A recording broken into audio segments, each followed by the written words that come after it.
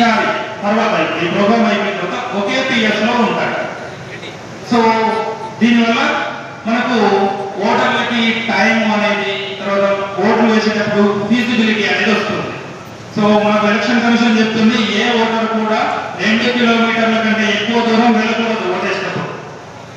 ఆ condition base లో చేసుకొని PS రేషనలైజేషన్ అనేది కూడా జరుగుతున్నారు. తర్వాత అనేది ప్రతి ఓటర్కి ఒక ఫామ్, అవి 2 కాపీలు తీసుకొని మన ఇంటికి వస్తారండి. ఓటర్ల ఇంటికి వస్తారు బిఎల్ఓ అందరూ కూడా. ఎప్పటి నుంచి 25/6/2026 6వ నెలలో 25వ తారీఖు అంటే ఈ మంత్ లో 25th నుంచి ఈ ప్రోగ్రామ్ స్టార్ట్ అవుతుంది. 2 ఎన్యూమరేషన్ ఫామ్లు తీసుకొని వస్తారు. ఆ ఫామ్ లో ఏమేమి డీటెయిల్స్ ఉంటాయనేది మనం స్లైడ్ పైన ఇప్పుడు డీటెయిల్ గా చూద్దాం.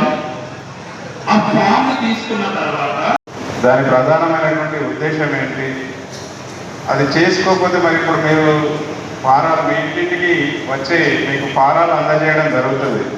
ఎన్యూమరేషన్ ఫారం, గణన ఫారాలు అంటారు వీటిని. సమాచారాన్ని నింపి మళ్ళీ ఆ బియ్యను మీరు ఒకటి మీ దగ్గర పెట్టుకొని మళ్ళీ ఇంకొకటి ఇవ్వాల్సి ఉంటుంది.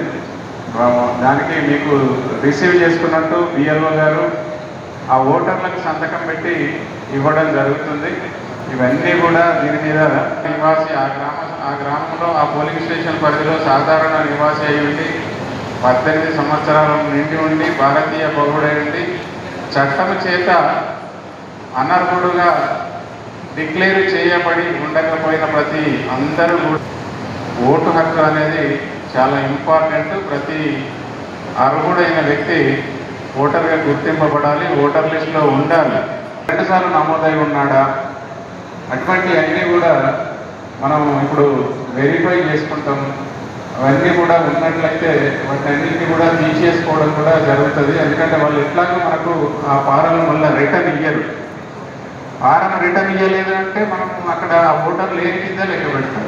ఎందుకంటే చనిపోయినా ఉండవచ్చు, మైగ్రేట్ అయినా అయి